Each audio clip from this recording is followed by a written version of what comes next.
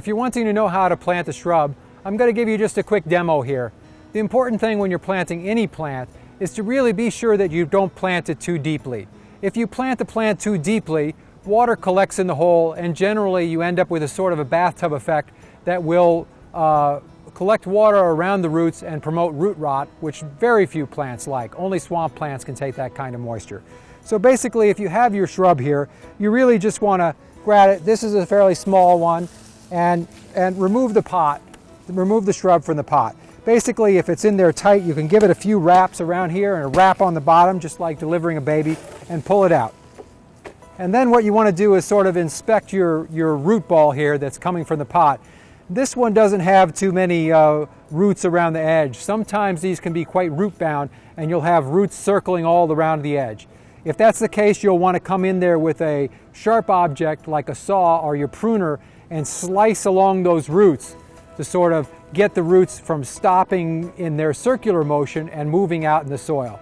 So one of the things I like to do whenever I'm planting a plant, a shrub or otherwise, is sort of rough up the root ball a little bit so that you get the roots out of their shape that they're accustomed to be in so that they can move out into your native soil. What you always want to do is really get a good contact between the soil that's in the pot and the soil that's in your landscape, because unless those two are joined well, the roots can't move through that fracture line and out into the larger space, which is what you want if you want your plants to survive. So I'm just going to rough this up a little bit here. You don't have to be too kind with it. You know, the only thing you're really concerned about when you're planting something is that the roots don't dry out. As long as they don't dry out, you can be kind of rough with it. So then you just set it in the hole, making sure that where the plant meets the soil is up high. This is a little low, so we're just going to put a little more soil in here, and it's about there.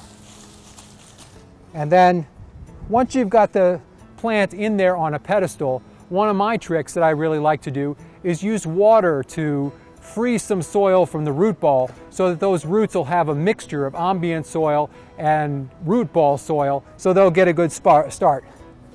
Don't be afraid, you can't use too much water in this process. The more water you have, the better the plant will heal into the surrounding situation. In fact, I always encourage people to remember like when they were a child and make a mud patty. You want to get as much water as you can into this hole so the plant has a running start and the roots won't dry out.